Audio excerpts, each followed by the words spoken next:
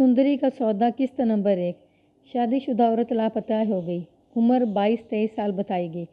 हुलिया जो बताया गया उससे पता चला कि खासी खूबसूरत थी। नाम सुंदरी बताया गया, हिंदू थी। उसका गांव थाने से तकरीबन 2.5 मील दूर था। रिपोर्ट लिखवाने उसका खामद और ससुर आए। उन्होंने बताया कि उसकी गोद में 6 माह का बच्चा है जिसे वो साथ ले गई है। कुछ और भी ले गई है? मैंने पूछा। अपने तमाम जेवरात और 2000 रुपये नकद। सुंदरी के ससुर ने कहा। यह रकम एक ट्रंक में थी। वो कह रहे थे कि अगवा हुई है। मैंने उन्हें कहा कि वो अपनी मर्जी से गई है। अगवा हुई होती तो बच्चा, जेवरात और रकम साथ ना ले जाती। ये चोरी का केस हो सकता है, अगवा का नहीं। सुंदरी का खामद भी मेरे सामने बैठा था। उसकी मर्दानगी को चोट पड़ी तो वो भड़क कर बोला, मैं नहीं मान सकता कि वो अपनी मर्जी से गई है। उसे ज़बरदस्ती अगवा किया गया है। इसका मतलब ये हुआ कि तुम्हारे घर में डाका पड़ा है? मैंने कहा। और डाकू तुम्हारी बीवी और तुम्हारे बच्चे को उठा कर ले गए हैं और सारे जेवरात और 2000 रुपया भी ट्रंकों में से निकाल ले गए हैं। तुम जो रिपोर्ट लिखवाना चाहते हो मैं लिख लूँगा, लेकिन रिपोर्ट गलत हुई तो तुम्हारे खिलाफ कार्रवाई होगी। ये बताओ कि तुम्हें किस वक्त पता चला कि लड़की लापता है? उन्होंने बताया कि उसे गायब हुए 2 दिन गुजर गए हैं। वो 2 दिन खुद ही तलाश करते थे। सुंदरी का खामद उस रात किसी दूसरे गांव गया हुआ था। सुंदरी बरामदे में सोई हुई थी। उसका ससुर, सास और उनके 2 छोटे बेटे सहन में सोए हुए थे। सुबह देखा कि सुंदरी बिस्तर में नहीं थी, बच्चा भी नहीं था। गांव से कोई 1.25 मील दूर एक नदी थी। सुंदरी सहेलियों के साथ मुंह अंधेरे सुबह नदी पर नहाने जाया करती थी, लेकिन बच्चे को कभी साथ नहीं ले गई थी। फिर भी उन लोगों ने नदी पर जाकर देखा। उसके साथ जो लड़कियां जाया करती थीं उनसे पूछा। सब ने बताया कि सुंदरी उनके साथ नहीं गई थी। घर आकर ट्रंक देखे तो पता चला कि सुंदरी का सारा जेवर और 2000 रुपया नकद भी उसके साथ चला गया है। उन्होंने उसके गांव जाकर उसके वालिदैन से पूछा कि इधर तो नहीं आई। उन्होंने कहा कि वो चोरी छुपे तो कभी नहीं आई। वो लोग कैसे हैं? मैंने पूछा। बहुत अच्छे भी नहीं और बुरे भी नहीं, सुंदरी के ससुर ने जवाब दिया। मैं ये मालूम करना चाहता हूँ कि तुम्हें उन पर ऐसा शक है कि लड़की जेवर और रकम चोरी करके अपने घर ले गई हो और वो माल हजम कर गए हों? मैं ऐसा शक नहीं करूँगा, ससुर ने जवाब दिया। लेकिन जेवर और पैसा इंसान का धर्म बर्बाद कर देता है। लड़की पहले भी कभी बताए बगैर अपने घर गई थी। ऐसा करती तो मैं उसकी टांगें तोड़ देता, सुंदरी के खामद ने कहा। तुम लोग क्या काम करते हो? हमारा जिम्मेदारा है, ससुर ने जवाब दिया। ज़मीनें मेरे इस बेटे के सपुर्द हैं और मैं साहूकारा भी करता हूँ। किसी ऐसे आदमी को तुमने कर्ज दे रखा है जो तुम्हें तंग करता हो? मैंने पूछा। या जिसे तुम तंग करते हो? मैं हिसाब किताब साफ रखता हूँ, उसने जवाब दिया। ना मैं किसी को तंग करता हूँ, ना कोई मुझे परेशान करता है। मैंने इस सवाल को सोचकर पूछा था। सूद पर कर्ज देने वाले साहूकार अनपढ़ देहातियों की ज़मीनें गिरवी रख लिया करते थे। फिर हिसाब किताब में ऐसा हेरी फेरा करते थे कि कर्ज लेने वाला सूद ही दे देकर कंगाल हो जाता और असल ज़र जूं का तूं बाकी रहता था। कुछ अरसे बाद साहूकार गिरवी रखी हुई ज़मीन का मालिक बन जाता था। मेरा ख्याल था कि साहूकार ने किसी देहाती की ज़मीन कर्जे के सिलसिले में दबा ली होगी और उसने इंतकामन उसकी बहू को बच्चे समेत अगवा कर लिया और ट्रंकों से जेवरात और नकदी भी ले गए। ये काम अकेले आदमी का नहीं था, उसके साथ 3-4 आदमी होंगे, लेकिन मुझे ये मुमकिन नज़र नहीं आ रहा था। ऐसा कुमाल तो उस्ताद डाकू भी नहीं दिखा सकते। मुझे हर इम्कान पर गौर करना था। बहू बेटी के अगवा या गुमशुदगी की वारदात में लोग पुलिस के लिए दुश्वारी पैदा कर दिया करते हैं कि 2-3 दिन खुद तलाश करते रहते हैं। उन्हें उम्मीद होती है कि लड़की दर पर्दा मिल जाएगी और सारे ख़ानदान की रुसवाई नहीं होगी। वो हर तरफ से मायूस होकर पुलिस के पास आते हैं। इस अरसे में लड़की का खुरा खोज मिट चुका होता है और लड़की बहुत दूर निकल जाती है या मुकम्मल तौर पर छुपा ली जाती है। मेरे लिए यही दुश्वारी उन लोगों ने पैदा कर दी थी। मुझे यही नज़र आ रहा था कि लड़की अपने किसी आशना के साथ चली गई है। अपनी मर्ज़ी से चले जाने की वजह सिर्फ ये होती है कि वो खामद से मुतमईन नहीं होती। मैंने भाग जाने वाली बीवियों को और उनके खामदों को देखा है। ऐसी बीवियाँ खूबसूरत और खामद भद्दे और बदसूरत होते हैं, मरियल और दायमी मरीज़ या बूढ़े होते हैं। लेकिन इस वारदात में मुझे ये वजह नज़र नहीं आ रही थी। सुंदरी का खामद गठा हुआ जवान था, शक्ल सूरत अच्छी थी। सवाल ही पैदा नहीं होता था कि कोई औरत इस आदमी से मुतमईन ना हो। मैंने उसके बाप को दफ्तर से निकाल कर खामद से बात की। तुम्हें किस पर शक है? मुझे किसी पर शक होता तो वो ज़िंदा ना होता, उसने जवाब दिया। क्या आप मुझसे ये पूछना चाहते हैं कि उसका दिल किसी और के साथ था और वो उसके साथ चली गई है? मैं तुमसे ये पूछना चाहता हूँ कि तुमने कभी कोई ऐसी बात सुनी थी कि तुम्हारी बीवी शादी से पहले या बाद किसी से मिलती मिलाती थी या उसके चाल चलन के मुतल्लिक़ कोई बात मशहूर होती? اس کے چہرے کا رنگ بدل کر رہ گیا اور وہ چپ رہا۔ میں نے اپنا سوال واضح کرنے کے لیے کہا، بعض جھوٹے بہتان مشہور ہو جاتے ہیں۔ یہ دشمنوں کا کام ہوتا ہے۔ جھوٹے بہتان ایسے آدمی پر بھی لگاتے ہیں جن کی بری نظر لڑکی پر ہوتی ہے، لیکن لڑکی انہیں دھتکار دیتی ہے۔ اسے بدنام کرنے کے لیے اس کے چال چلن کے خلاف جھوٹی باتیں مشہور کر دی جاتی ہیں۔ کوئی ایسی جرت نہیں کر سکتا کہ میری بیوی کے خلاف اونچی سانس بھی لے۔ اس نے بڑے رعب سے کہا، غور سے سنو میرے راجپوت دوست، میں نے کہا، میں تمہیں بتا چکا ہوں کہ تمہاری بیوی اپنی مرضی سے گئی ہے۔ وہ تمہیں پسند نہیں کرتی تھی۔ عورت کی کیا مجال کہ اپنے خاوند کو پسند نہ کرے۔ اس نے راجپوتوں کو رعب بلکہ عتاب سے کہا، بیوی پاؤں کی جوتی کے برابر ہوتی ہے۔ آپ اپنا کام کریں، اسے تلاش کریں، میں اپنا کام کروں گا، اسے ڈھونڈوں گا، مل گئی تو اس کی لاش آپ کے سامنے رکھ دوں گا۔ اس کے ساتھ بہت سی باتیں ہوئیں، مگر وہ مجھے کوئی سراغ دینے کی بجائے یہ ظاہر کرتا رہا کہ وہ بڑا جابر آدمی ہے اور سندری اس کی پجارن تھی اور اسے جہاں ملی وہ قتل کر دے گا۔ یہ معلوم کرنے کی میں کوشش کر رہا تھا کہ لڑکی کے بھاگنے کا باعث کیا ہے۔ وہ ساس اور سسر کے ہاتھوں تنگ ہوگی، لیکن اس کے خاوند نے کہا ایسی تو کوئی بات نہیں تھی۔ مجھے ایک اور خیال آ گیا، ان کی شادی کو 4 سال ہو گئے تھے، لیکن بچہ اب پیدا ہوا تھا۔ نارمل جسمانی حالت میں بچہ دوسرے سال پیدا ہو جانا چاہیے تھا۔ میں نے اس سے بچہ اتنی دیر پیدا ہونے کی وجہ پوچھی تو اس نے دبی دبی آواز میں کہا، یہ پرماتما سے پوچھیں۔ میں کاغذی کارروائی مکمل کر کے باپ بیٹے کے ساتھ ان کے گھر چلا گیا۔ وہ جگہ دیکھی جہاں سندری رات کو سوئی تھی۔ اس رات چونکہ اس کا خاوند گاؤں سے باہر گیا ہوا تھا، اس لیے وہ صحن میں سوئی تھی۔ گاؤں کے دوسرے افراد برآمدے میں سوئے تھے۔ ٹرنک وغیرہ جس کمرے میں تھے اس کے سامنے بھی برآمدہ تھا جو خالی تھا۔ گھر والے اس کے سامنے والے برآمدے میں تھے۔ لہذا لڑکی کے لیے رات کو اٹھ کر ٹرنکوں میں سے زیورات اور رقم نکال کر اور بچے کو اٹھا کر باہر نکل جانا مشکل نہیں تھا۔ صحن کی دیوار اونچی تھی، لیکن پیشہ ور مجرموں کے لیے اس دیوار کو پھاندنا مشکل نہیں تھا۔ ممکن تھا کہ باہر سے ڈاکو آئے، لڑکی کو سونگھا کر یا اس کے منہ میں کپڑا ٹھونس کر اٹھا لیا اور کسی بھیدی کی رہنمائی میں انہوں نے وہی 2 ٹرنک کھولے جن میں سے ایک میں زیورات اور دوسرے میں نقدی تھی۔ وہ بچے کو بھی لے گئے۔ یہ انتقامی کارروائی ہو سکتی تھی۔ انتقام کی وجوہات کئی ایک ہو سکتی تھیں۔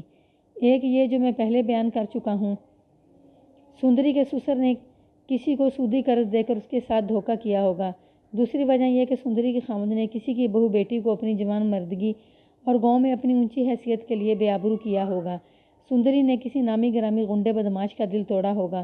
ان کے علاوہ کچھ اور بھی وجوہات ہو سکتی تھیں۔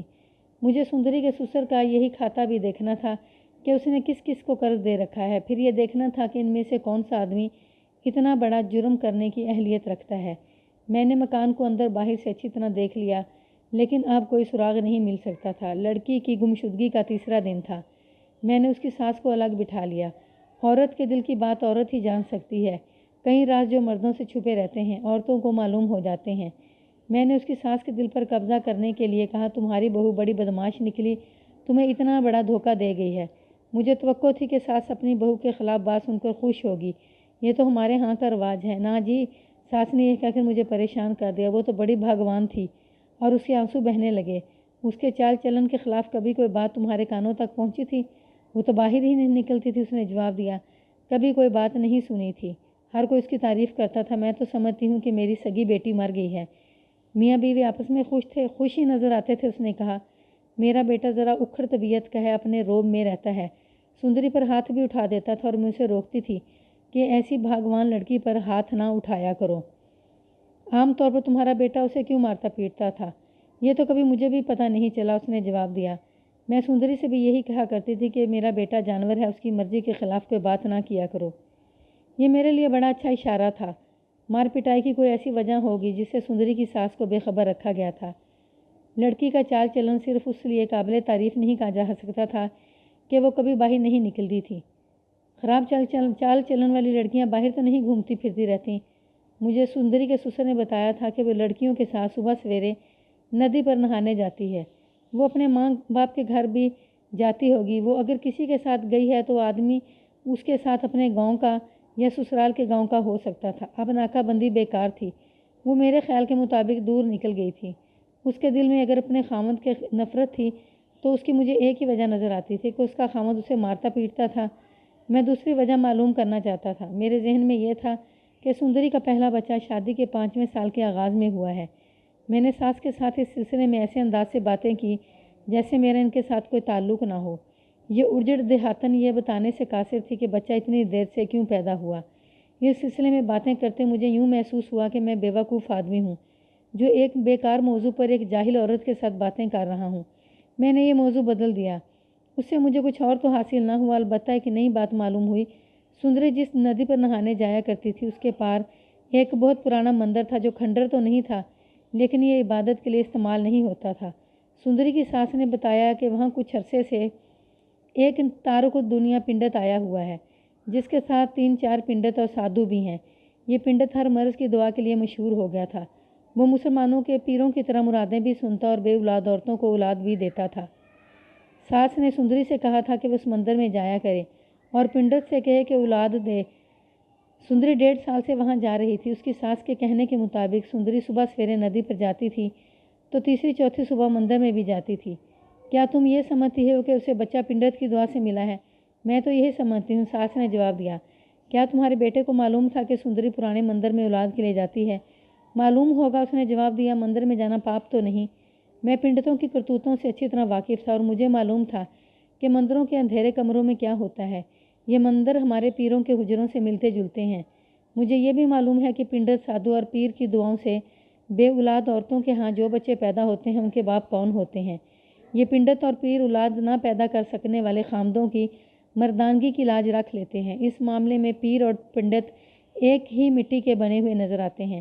کسی بے اولاد خامد کے ہاں بچہ پیدا ہوتا ہے تو وہ اپنے آپ کو فریب دے دیتا ہے کہ یہ بچہ اسی کا ہے۔ میں نے اپنے ذہن میں نوٹ کر لیا کہ سندر کی گمشدگی کے ساتھ پرانے مندر کے تارکت دنیا پنڈت کا تعلق ہو سکتا ہے۔ گاؤں کے نمبردار، ذیلدار اور سفید پوش میرے ساتھ تھے۔ میں نے انہیں کہا کہ ان لڑکیوں کو بلائیں جو سندری کے ساتھ ندی پر نہانے جایا کرتی تھی۔ تھوڑی دیر بعد 3 لڑکیاں لائی گئیں۔ میں نے ہر ایک لڑکی سے الگ الگ پوچھ گچھ کی۔ ان میں سے ان سوالوں کے جواب لیے کہ سندری اپنے خاوند کے ساتھ خوش تھی یا نہیں، کیا وہ ندی پر کسی سے ملتی تھی، کیا پنڈت اس پر زیادہ مہربان تھا، کیا وہ کسی اور کو چاہتی تھی۔ دیہات کی نومر لڑکیوں کے منہ سے راز کی بات نکلوانا آسان نہیں ہوتا۔ وہ پولیس سے ڈرتی بھی ہیں اور ان میں جھجک بھی ہوتی ہے۔ میں نے اپنے انداز سے ہر لڑکی کے دل سے پولیس کا خوف نکالا اور انہیں کھل کر بات کرنے کے لیے تیار کیا۔ مجھے ان سے یہ معلومات حاصل ہوئی کہ وہ بھی سندری کے ساتھ مندر جایا کرتی اور پوجا پاٹ کرتی تھیں۔ سندری بڑے ہی پنڈت کے پاؤں میں ماتھا رگڑتی اور اس سے اولاد مانگتی تھی۔ کچھ دن بعد پنڈت نے یہ رویہ اختیار کر لیا کہ وہ سندری کو الگ کمرے میں لے جاتا تھا اور کچھ دیر بعد سندری اکیلی ہی باہر آتی تھی۔ اس کے بعد اس نے ایک بچے کو جنم دیا۔ یہ بات مجھے ہر ایک لڑکی نے بتائی اور میں نے ہر ایک لڑکی سے پوچھا کہ وہ جب پنڈت کے ساتھ کسی اور کمرے میں جا کر واپس آتی تھی تو اس کی حالت کیسی ہوتی تھی۔ کوئی لڑکی بھی میرے اس سوال کا جواب نہ دے سکی۔ میری کوشش سے انہوں نے یہ بتایا کہ وہ کبھی بہت خوش ہوتی تھی اور کبھی اداس ہوتی تھی۔ ان لڑکیوں سے مجھے پتہ چلا کہ شادی سے پہلے سندری بہت شوخ اور چلبلی ہوا کرتی تھی۔ لڑکیوں کو سندری کے متعلق یہ بات اس کے میکے گاؤں سے معلوم ہوئی تھی۔ شادی کے ابتدائی 1-2 مہینے وہ سسرال میں بھی شوخ اور چلبلی رہی۔ اس کے بعد وہ چپ چاپ رہنے لگی۔ میرے پوچھنے پر لڑکیوں نے بتایا کہ مندروں میں دوسرے گاؤں کی بھی عورتیں آتی ہیں اور مرد بھی وہاں جاتے ہیں، لیکن ان مردوں عورتوں کی تعداد اتنی نہیں ہوتی جتنی گاؤں کے مندر میں جاتی ہے۔ لڑکیوں سے مجھے یہ بھی پتہ چلا کہ گاؤں کے مندر کا پنڈت گاؤں والوں کو پرانے مندر میں جانے سے روکتا ہے۔ ان میں سے کسی لڑکی کو وہ معلوم نہیں تھا کہ سندری کسی اور کو چاہتی ہے یا نہیں۔ انہیں یہ معلوم تھا کہ اپنے خاوند سے وہ نالاں تھی۔ وہ سہیلیوں کے سامنے اپنا رونا روتی تھی۔ کبھی انہیں بتایا کرتی تھی کہ اس کا خاوند حیوان ہے، اس کے دل میں پیار نہیں، اس کے ساتھ وہ صرف جسمانی تعلق رکھتا ہے مگر بچہ نہیں ہوتا، ذرا ذرا سی بات پر اسے ڈانٹتا اور پٹائی بھی کر دیتا ہے۔ سندری بچے کی نہیں پیار کی طلبگار تھی۔ اکثر کہا کرتی تھی کہ وہ پیار کیسا ہوتا ہے جس کی لوگ کہانیاں سناتے ہیں، وہ جب کسی شادی شدہ عورت کی زبان سے سنا کرتی کہ اس کا خاوند اس کے ساتھ دلی محبت کرتا ہے تو وہ اداس ہو جایا کرتی تھی۔ مختصر یہ کہ ان لڑکیوں سے مجھے پتہ چلا کہ سندری پیار کی پیاسی تھی مگر اس کا خاوند حیوان نہیں بلکہ وحشی تھا۔ سندری اس سے نہ تو روحانی طور پر مطمئن تھی نہ جسمانی طور پر۔ میرا مسئلہ یہ تھا کہ وہ کون تھا جسے اس سے اطمینان حاصل ہوگا اور وہ خاوند کو چھوڑ کر اس کے ساتھ چلے گی۔ لڑکیوں کو میں نے بہت کریدا۔ انہیں یقین تھا کہ اس گاؤں میں کوئی ایسا آدمی نہیں تھا جس کے ساتھ سندری کی در پردر راہ و رسم ہوتی۔ میں نے گاؤں کے نمبردار وغیرہ سے معلوم کر لیا تھا کہ گاؤں میں سے کوئی آدمی غیر حاضر تو نہیں اور اتنے بڑے ذمہ دار اور ساہوکار کی عزت پر ہاتھ ڈالنے کی کسی میں جرأت نہیں تھی۔ ان لڑکیوں میں سے ایک خاصی ذہین اور ہوشیار تھی۔ اس کی شادی ہوئے 2 سال گزر گئے تھے۔ پختہ باتیں کرتی تھی، اس نے مجھے زیادہ باتیں بتائی تھیں اور صاف پتہ چلتا تھا کہ وہ میرے ساتھ تعاون کر رہی ہے۔ میں نے اسے کہا کہ وہ ذہن پر زور دے کر سوچے اور مجھے بتائے کہ اسے کبھی شک ہوا ہے کہ سندری مندر میں جب پنڈت کے کمرے میں جاتی تھی تو وہاں پنڈت کے علاوہ کوئی اور آدمی بھی ہوتا تھا۔ 2 مرتبہ مجھے ایسا شک ہوا ہے، اس نے جواب دیا۔ ہم مندر سے باہر آ گئی تھی، سندری کو پنڈت لے گیا تھا۔ وہ باہر آئی تو میں نے دوسری طرف سے ایک آدمی کو مندر سے نکلتے دیکھا۔ اس طرف نہ کوئی اندر جاتا نہ باہر آتا تھا۔ وہ آدمی کس طرف چلا جاتا تھا؟ میں نے پوچھا۔ تمہارے گاؤں کی طرف آتا تھا؟ نہیں، اس نے جواب دیا۔ اس کا منہ کپڑے میں لپٹا ہوتا تھا اور درختوں کے ایک جھنڈ میں ایک گھوڑا کھڑا ہوتا تھا۔ وہ اس گھوڑے پر سوار ہو کر کہیں غائب ہو جاتا تھا۔ ذہن پر ذرا زور دو، میں نے کہا۔ وہ جب گھوڑے پر سوار ہو کر جاتا تھا تو کیا سندری اسے جاتے ہوئے دیکھا کرتی تھی؟ لڑکی کے ماتھے پر شکن پیدا ہوئی اور اس کی آنکھیں سکڑ گئیں۔ وہ ذہن پر زور دے رہی تھی۔ میں نے اس کے چہرے پر تبدیلی دیکھی، اس کے ہونٹوں پر تبسم آیا اور غائب ہو گیا۔ جی ہاں، اس نے جواب دیا۔ میں نے کبھی غور نہیں کیا تھا۔ اب یاد آتا ہے کہ میں نے دونوں مرتبہ دیکھا۔ سندری نے رک کر اور گھوم کر اسے دیکھا تھا۔ یہ تھا میرا مجرم، لیکن وہ کون تھا؟ یہ تھا میرا مسئلہ۔ اس دوران مجھے چوکیدار نے بتایا کہ بڑا پنڈت پرانے مندر میں موجود ہے۔ میں نے جب لڑکیوں سے معلوم کر لیا کہ سندری بڑے پنڈت کے ساتھ الگ کمرے میں چلی جایا کرتی تھی، اس وقت میں نے چوکیدار کو بلا کر کہا تھا کہ وہ دیکھ آئے کہ بڑا پنڈت مندر میں موجود ہے یا نہیں۔ مجھے شک ہو گیا تھا کہ لڑکی کو پنڈت لے گیا ہے اور وہ بچے کو اس لیے ساتھ لے گیا ہے کہ بچہ سندری کے خاوند کا نہیں، پنڈت کا تھا۔ پنڈت کو مندر سے غائب ہو جانا چاہیے تھا، مگر وہ وہاں موجود تھا۔ مجھے اس پنڈت کو شامل تفتیش کرنا تھا، مگر وہ پنڈت تھا اور میں مسلمان۔ اگر میں پرانے مندر پر چھاپا مارتا تو ہندو اسے اپنے مندر اور مذہب کی توہین سمجھتے۔ یہ ہمارے لیے ایک مجبوری ہوتی تھی، لیکن میں اپنی تفتیش کو نامکمل نہیں رکھ سکتا تھا۔ میرے لیے یہ مشکل تھی کہ اوپر انگریز ڈی ایس پی اور ایس پی تھے۔ روزمرہ کارگزاری ان کو بھیجی جاتی تھی۔ یہ مشکل تھانے داروں کے لیے سہولت بھی تھی۔ انگریز افسر ہمارا تحفظ اور ہر طرح کے تعاون کرتے تھے۔ مندر پر چھاپا مارنے کے سلسلے میں مجھے انگریز افسروں کے تحفظ کی ضرورت تھی، لیکن میرے لیے ایک اور راستہ صاف ہو چکا تھا۔ مجھے بتایا گیا تھا کہ گاؤں کا پنڈت لوگوں کو پرانے مندر میں جانے سے روکتا ہے۔ یہ پنڈت میرے کام آ سکتا تھا۔ آپ کو معلوم ہوگا کہ مسجدوں کے امام بھی ایک دوسرے کے دشمن ہوتے ہیں۔ یہ کاروباری رکاوٹ ہوتی ہے۔ ایک محلے کی 2 مسجدوں کے امام اس کوشش میں لگے رہتے ہیں کہ زیادہ تر نمازی اسی کی مسجد میں آئیں۔ ان کی اس عادت کی بدولت انہیں ایک دوسرے کے خلاف استعمال کیا جا سکتا ہے۔ یہی حالت پنڈتوں کی ہوتی ہے۔ میں گاؤں کے پنڈت کے پاس چلا گیا، اسے کہا کہ گاؤں کی جو لڑکی لاپتہ ہو گئی ہے وہ پرانے مندر میں جایا کرتی تھی اور مجھے شک ہے کہ اس مندر سے لڑکی کا سراغ مل جائے گا۔ پنڈت کے بھاگوں چھینکا ٹوٹا۔ مجھے معلوم تھا کہ وہ کیا کہے گا۔ اس نے چہک کر کہا، پکڑ لو ملیچ کو۔ میں اسی لیے لوگوں کو اس مندر میں جانے سے روکتا ہوں، مگر یہ مندر ایک اور پنڈت کا معاملہ ہے، میں نے کہا، اور میں مسلمان ہوں۔ اگر میں نے مندر پر چھاپا مارا تو یہاں کے ہندو میرے پیچھے پڑ جائیں گے۔ اس کا نتیجہ یہ ہوگا کہ ایک مجرم مذہب کے پردے میں بے دھڑک جرم کرتا رہے گا۔ میں اس کی ذمہ داری لیتا ہوں۔ پنڈت نے مجھے تسلی دی۔ وہ پرانا مندر عبادت کے لیے نہیں، وہاں جو پنڈت آن بیٹھا ہے وہ مجھے کوئی نوسر باز نظر آتا ہے۔ وہ پنڈت ہی نہیں، کوئی سنیاسی ہے۔ دوائیاں دیتے دیتے اس نے اپنے چیلوں کے ذریعے مشہور کر دیا ہے کہ وہ مرادیں پوری کرتا ہے اور اولاد دیتا ہے۔ لوگ چونکہ اس کی باتوں کو سچ مانتے ہیں، اس لیے اس کے پاس جانے لگے ہیں۔ میں نے سنا ہے کہ اس نے وہاں مورتیاں وغیرہ رکھ کر مندر کو عبادت گاہ بنا دیا ہے، مگر لوگ وہاں عبادت کے لیے نہیں بلکہ مرادیں پوری کرانے اور دوائیاں لینے جاتے ہیں۔ عورتیں زیادہ جاتی ہیں۔ مجھے معلوم ہے کہ وہاں کیا ہوتا ہے۔ آپ نہ ڈر ہو کر وہاں جائیں اور اس پنڈت سے اور اس کے چیلوں کو پکڑ لیں۔ مجھے معلوم تھا کہ اس پنڈت کو اپنا کردار کیا ہے۔ میں نے اسے خوب ہوا دی۔ اس کے جواب میں اس نے میری حوصلہ افزائی کی۔ میں نے اسے کہا کہ ادھر ادھر کے ہندو میرے خلاف گڑبڑ کریں تو وہ انہیں سنبھال لے۔ میں صرف اسی کا محتاج نہیں تھا۔ میں نے پرانے مندر کے ارد گرد دیہاتی کپڑوں میں 2 کانسٹیبل پنڈت پر نظر رکھنے کے لیے مقرر کر دیے اور تھانے میں جا کر ڈی ایس پی کے ساتھ ٹیلی فون پر لگ گیا۔ اسے بتلایا کہ میں ایک ایسے مندر پر چھاپا مارنے جا رہا ہوں جہاں عبادت نہیں ہوتی اور وہاں سنیاسی قسم کا کوئی پنڈت ٹھہرا ہوا ہے۔ میں نے اسے اختصار سے بتایا کہ واردات کیا ہے اور اس وقت تک کی تفتیش میں مجھے کیا کچھ معلوم ہوا ہے۔ اس نے مجھے ہدایات دیں اور میری حوصلہ افزائی بھی کی۔